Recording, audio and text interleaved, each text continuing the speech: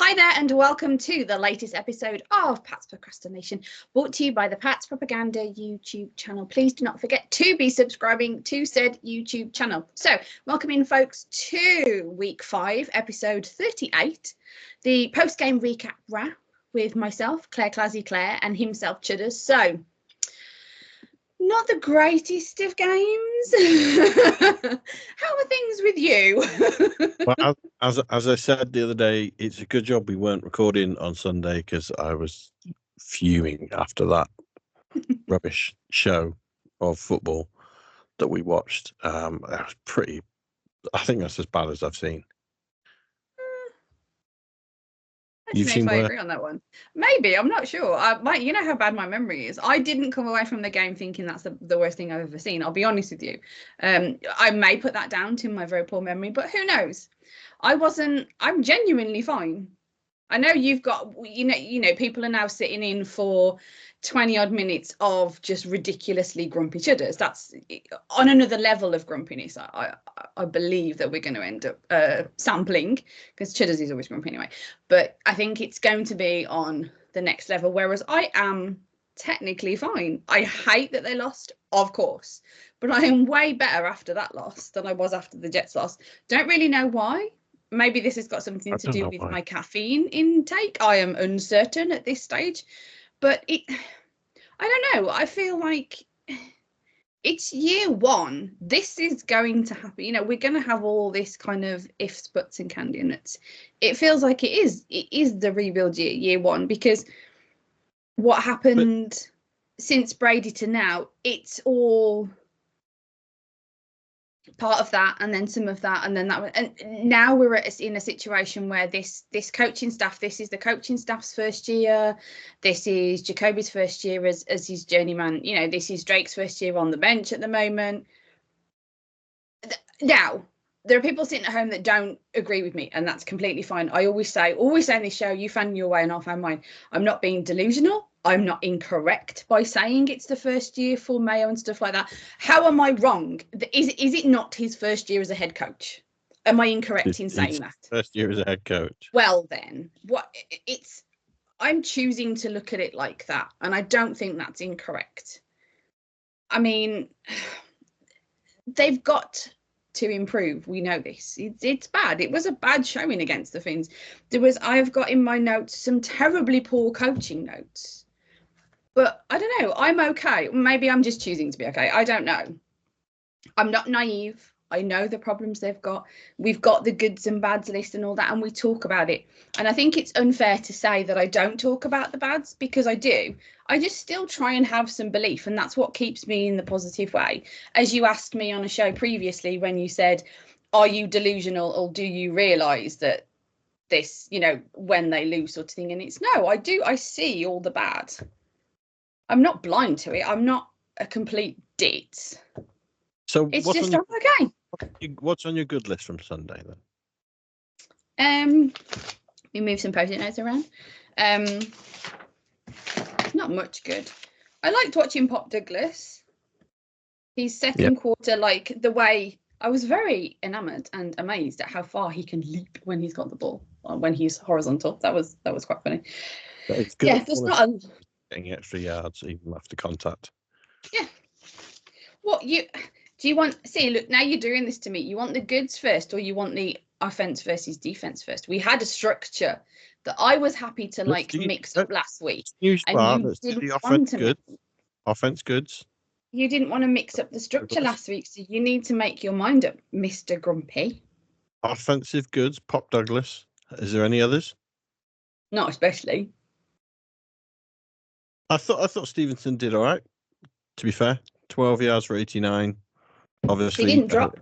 He was duking good. He didn't have any turnovers this week. He had a good touchdown run first quarter. I thought he was all right. Mm-hmm. I don't disagree. What did you think of the O-line play this week? Oh. It's sad that I'm pretty similar. It was like, wasn't that great. But you look at the stats, they only give up 2 sacks, which you feel like, that's pretty good for them. You know, 9 quarterback pressures, that's pretty good for them. For them. Yeah, but you shouldn't. Yeah, we shouldn't be tagging on her for them. That's the thing. Yeah, well, from what the eye test tells you, it still wasn't amazing, especially when you're going against the Dolphins team that was down there, 2 best rushers as well. Anyway, I think for me now, you're talking about the O-line and they statistically didn't have as bad a game as they have had. And I think you can't always, this is another reason why I don't always go back to the statistics, because sometimes it's the eyeball test is way more, to be honest. But I find it difficult to throw any shade on Jacoby because he's being such a warrior, and I've got such immense respect for this guy when he came in, and he is doing his job. He is taking it over and over again, but he's just not that good. He's not that great. And whilst he is trying hard, and I fault his effort none, he's given it 125%, no doubt. The poor guy, every time he gets hit, he just winks, and you look at his face and you're like, oh, I really hope he's got some sneaky bonus somewhere that they're dropping a load of dollars on him, the poor guy. But it's now week 5 and he isn't playing that great, and it's like, if we had some better quarterback play, could this look better? Could the fact that the O-line, as you said, was good for them, have improved the play on the field? Unfortunately. No, I'd agree. And you look as well on offense.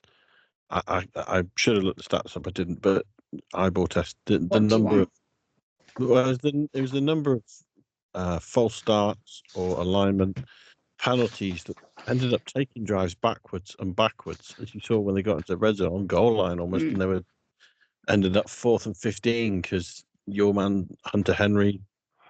He took his blame. Yeah, he took it on. It's the trouble is, now you can just I'm going to semi justify that, and I know you'll say I'm pushing back because he's one of my faves, and yes, he is. You've got a guy full starting because the O-line is collapsing that much. The guy hasn't got enough time to throw the ball, that he's anticipating too soon. Then he needs to get his ass into gear because the offense is falling apart. So it's on him, and he immediately patted the chest and said it was on him, and he took it like a true captain, and just more respect for him in that instance. But this is what it's creating. This is the problem that is being created by the lack of an O-line and the poor quarterback play. Is good players, because I don't care what you say, Hunter Henry is a good tight end. No, he's not an elite tight end, and he's not up there and stuff, but he's a really good tight end, and I will stand on my soapbox and fight for him too. It is forcing good players to have bad days, if you like, because they're having to anticipate so many problems that even the fundamentals are falling apart now. I put you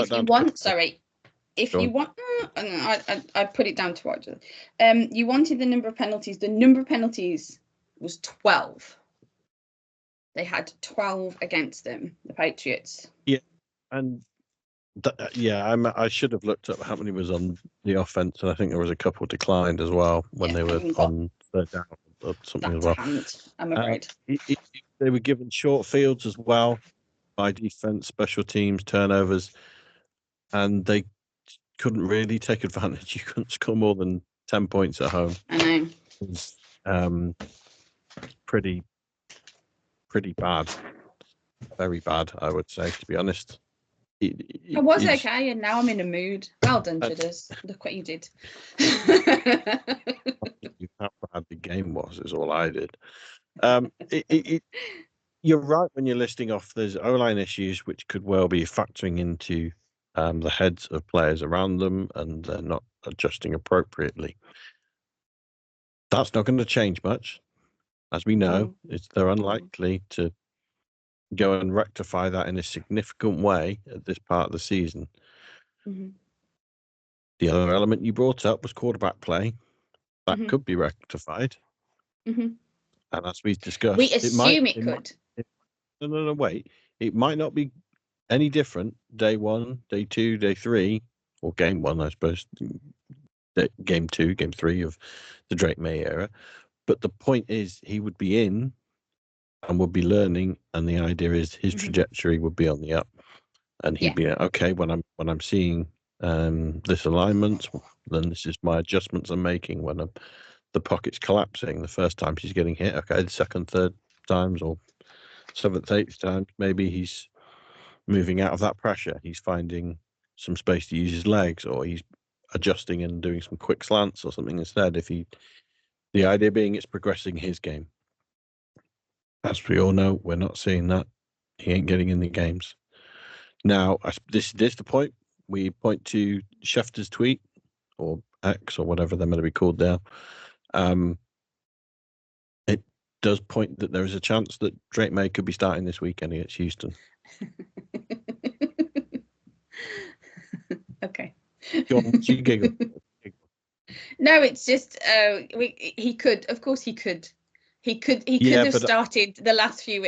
I'm sorry. No, that's fine. I'm not knocking anyone, but I'm like, okay, whatever. No, I'll believe it when I see it is me. There's a difference between you or I tweeting out, "Oh, I think Drake May could start this weekend," and Adam Schefter, of course, because he's on sources, on significant evidence, because he doesn't ever really want to be wrong, and I think he's been informed to tweet this. Okay. And I would suggest his sources are more likely to be accurate than speculation of the general fan. So I would think that there is a strong possibility that May could be playing this weekend, and let's hope so.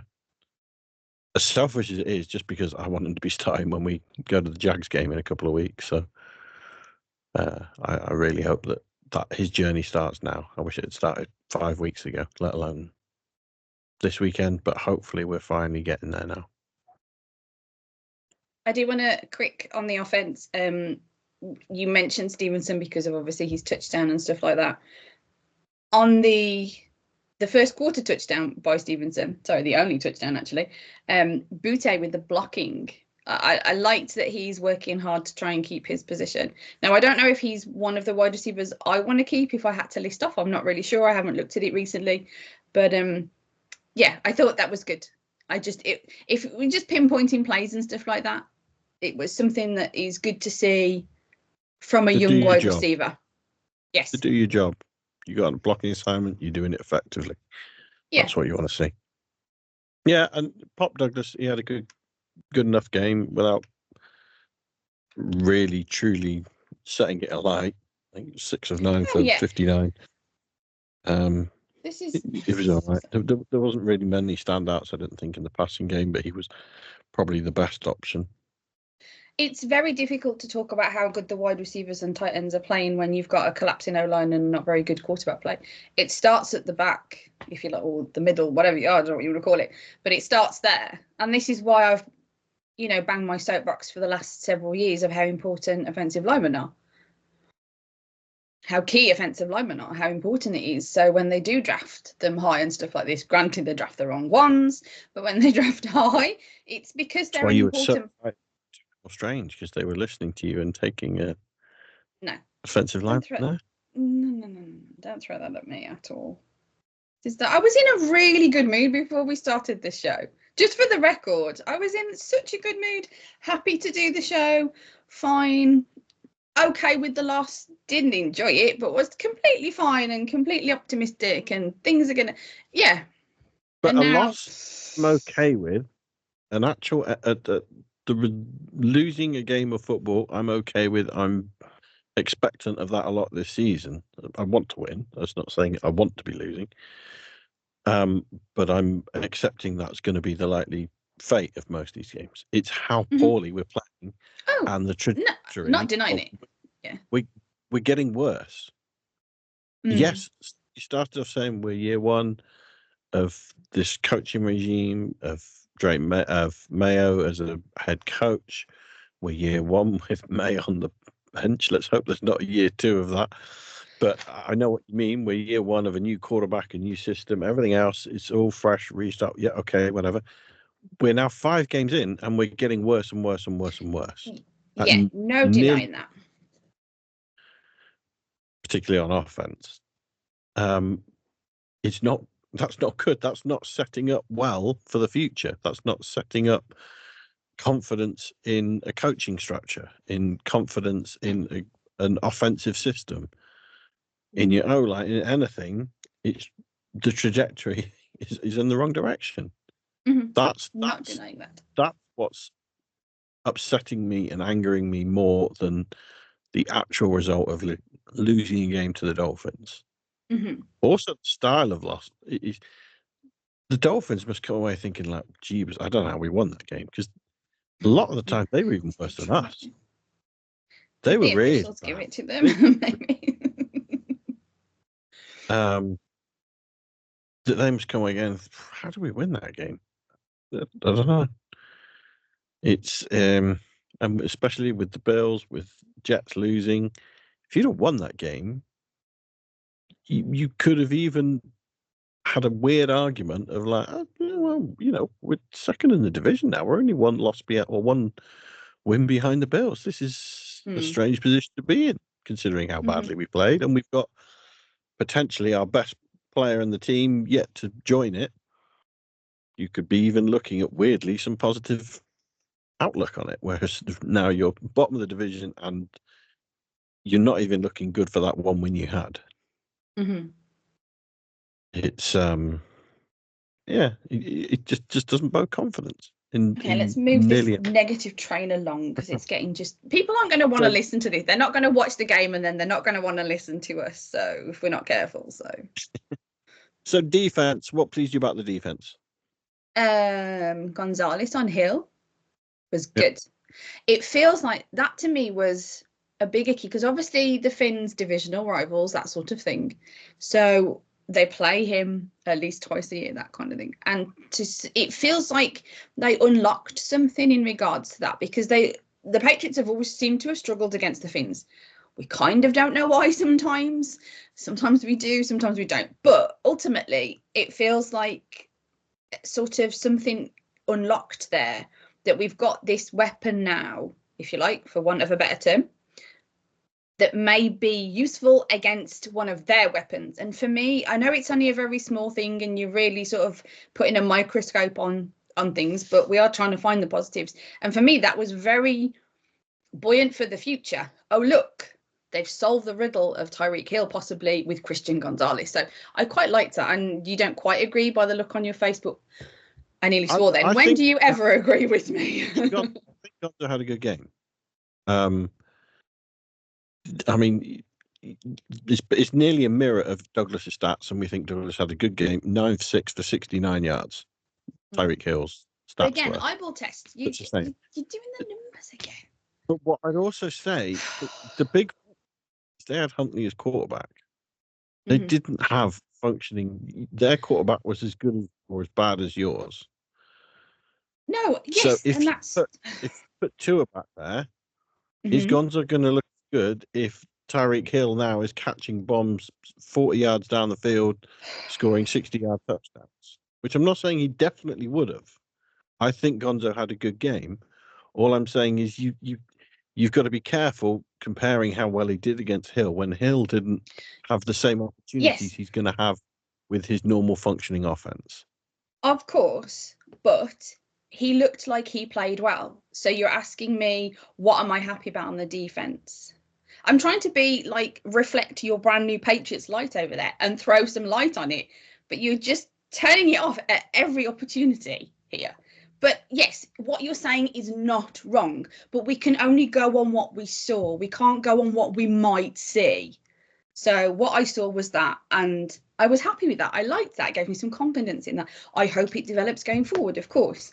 And shockingly, Mapu came in after 3 days of practice or something like that, if anything, and he's calling plays and sorting people out and stuff like this. And it's like, oh, another guy. Oh, we've got another piece. I'm just taking confidence in the fact that whilst, yes, the system is burning around us, that meme with the dog sitting in the fire and everything is fine. At least there are.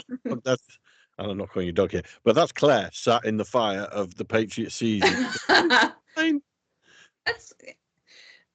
Yeah, but the thing is, yes, that is me, but you make it out like it's because I'm delusional, and it's more because I'm just holding on to my beliefs of the team that I'm passionate about. So think it's a bit mean that you keep doing that to me. But yes, it's one of the things is, while it is all on fire around us, there are nuggets, little bits of, well, we have got some good players.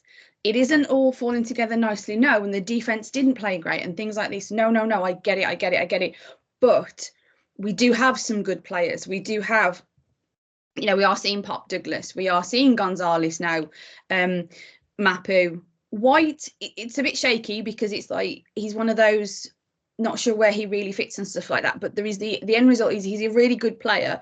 So if we can just figure it out properly, that's, this is another defensive weapon that we're going to have, if you like, for want of a better term. It feels like we've got some good stuff. It isn't all a complete bleep show, and maybe that's the thing that's keeping me positive. Whilst I know that it's not giving us a good result on the field, it wasn't a good game to watch. It was as frustrating as heck to watch. But maybe it is the whole, I know we've got something that is keeping me going to keep my hope as to the positivity of, whilst I know that it's bad, I'm okay, sort of thing. No, I thought Mapu had a warrior game. To come in to take the to take the blue dot and be calling plays on defense, like you say, after only 3 days of practice, shows the intelligence levels he has. Yeah. The respect, the leadership that he has. He wasn't perfect in his play, but no, it would never because he's just back. So yeah. That's not a great worry for me. Would he be your underrated player of the game? See, now you're spoiling the future. I remembered. But I remembered. Another one now, am I? Or are you taking over that segment? No. I wouldn't dream of it. I just remembered this. I think he only missed one snap on defense, and to come back in and to put that effort in, I think was very impressive. So we can do that now. Yeah, he was my underrated player of the day. That's good because people probably want us to wrap up now. Well, and you're right.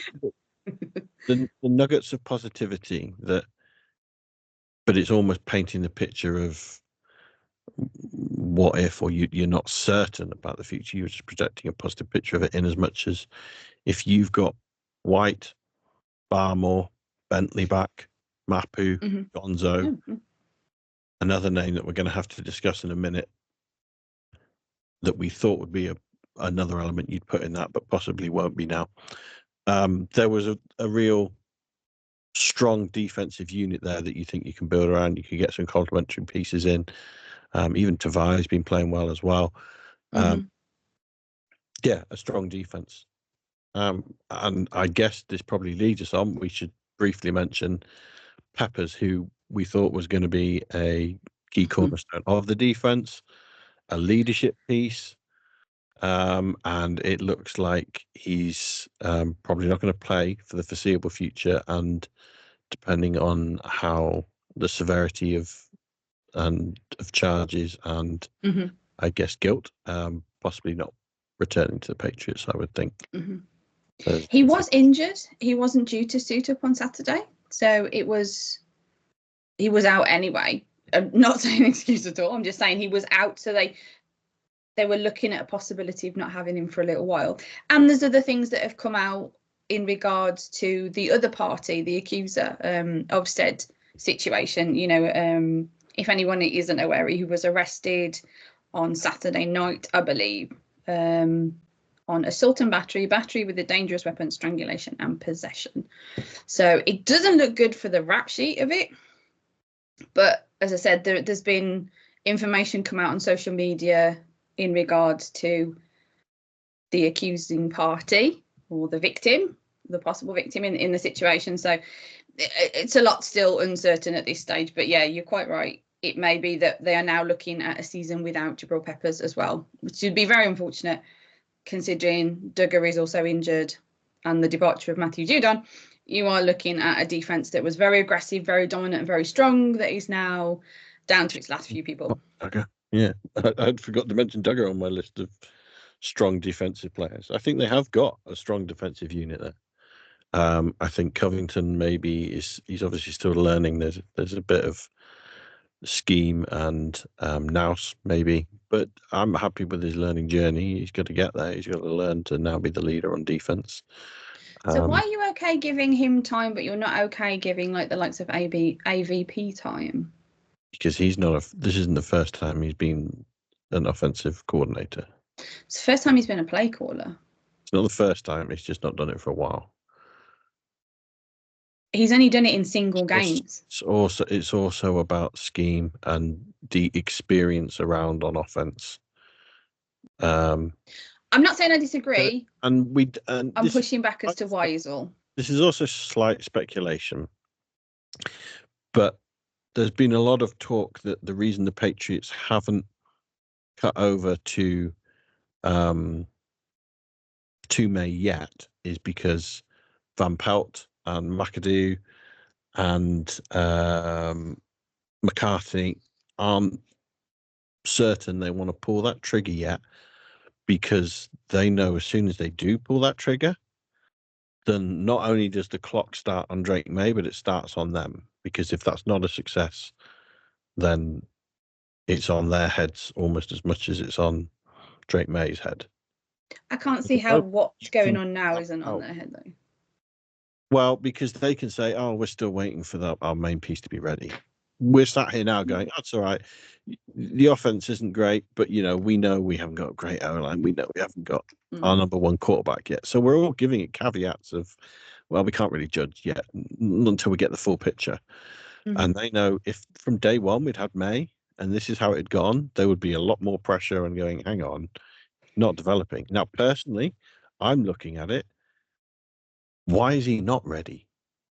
Is this a severe deficiency on him? Have they picked the wrong man, in as much as they're looking at it going, well, hang on, we thought we were getting a guy who was going to be more ready than this, or we'd be able to develop to be more ready than this. And he really isn't going to be ready. And that could be an experience thing. And you can compare it to other quarterbacks who were drafted who played a lot more games at college level. And so they were more prepared to step into the NFL. But you look at, like, Bo Nix, who's not lighting it up like he's phenomenal, but he's winning games. Obviously, Daniels is playing very well. Caleb Williams is developing very well. He's winning games. And you look at it with jealousy, with green eyes, going, hang on, that's what we wanted. And we drafted our third pick quarterback. We wanted to be looking promising, looking positive. And they're both teams who don't think they're going to be winning the Super Bowl this year. But they brought their players in. They're developing them under center now. And they're improving and showing good development. That's the development we want. And we're waiting for the clock to start on our journey for that. And that's where it's frustrating. And I do put that on the coaches. Why have you not got him ready yet? Before we wrap up, because we are really running out of time, which is surprising because I didn't think we would complain for this long. So I really hope everybody's tuned into the end, to be honest with you. If we get any views at all at this rate because of the not so great game against the Finns, I wanted to mention, did I see it wrong? Or in the early fourth quarter, the Finns rusher didn't secure the ball and he dropped it, but there was no challenge given. And then they were given the first, there was no challenge by the coaches. Then they were given a first down and then they got a touchdown. You're probably right. I possibly missed that. I'm interested because if I saw something wrong, then obviously I saw something wrong. But I don't think he got the first down. And I think that was a really bad call by Mayo to not pay enough attention to see it. I may be wrong, so I'm going to hold my hands up and say I don't know, because I haven't got the rusher's name because I was trying to find it this morning. But that's where I'd say it's not so much Mayo's fault. I'd be expecting the guys up in the booth to be judging on that one. When you're at ground level and you're not certain angles and whatever, where the ball is, whatever, where the lines are, and obviously I would expect in those in your earpiece who are concentrating all that on replays, on everything, to be in a better position, to be in your ear saying, get the red flag out of your sock or wherever. It was the end. It was towards the end, the last 5 minutes of the fourth quarter. So if anybody agrees with me, I think it was Mozart that dropped it. But he didn't secure the ball. It bobbled and he didn't secure it, but they gave him a first down. And then the next play was the Finns got a touchdown. So coaching potentially cost them a touchdown, potentially, or the points of the Finns of a touchdown. Sorry. As well, for things like the special teams, how do you have 12 men on the field?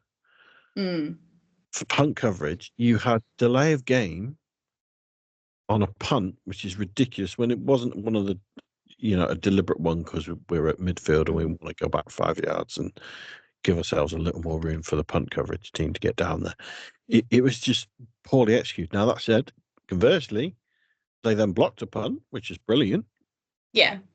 That was good, but I'm not giving special teams a good for the day with such basic mistakes that cost the team, and one of which gave the Dolphins another first down. I'm fairly certain as well. I might be wrong, but I think it was enough to overturn what was going to be a punt into be a first down. It was not great. I didn't think at all. Quickly before you talk about the Texans, because we're really running out of time. You often want to know my top tight ends. Yes, I was getting to that. Go on. I have two for you.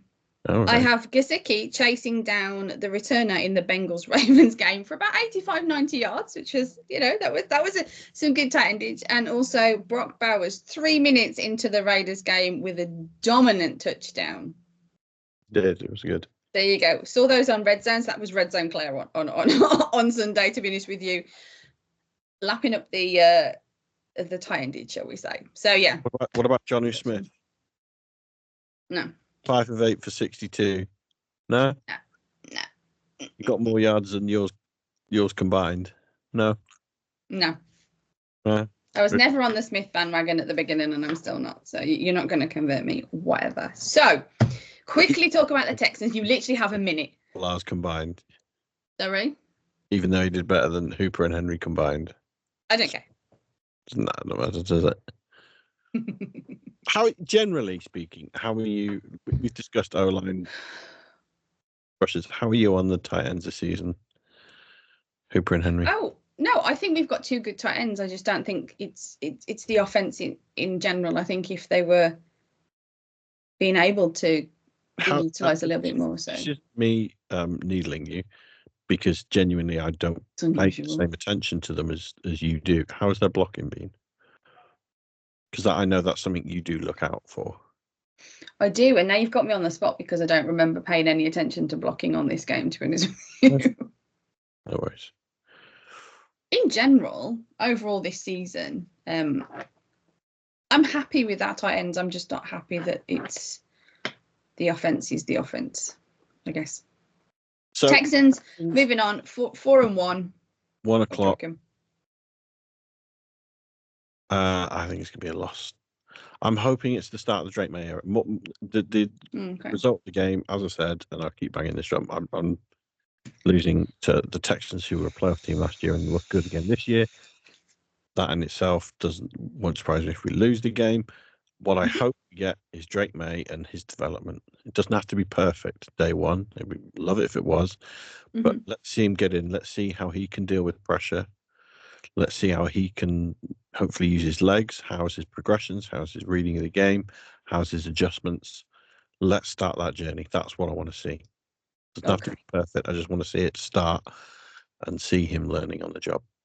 Yeah. So a prediction, I'll go Texans win 24-13. Okay. Well, there you go, folks. What's your prediction? That is it for another episode of Pat's Procrastination, brought to you by the Pat's Procrastination YouTube channel. I don't want to predict a loss, but it's probably going to be one.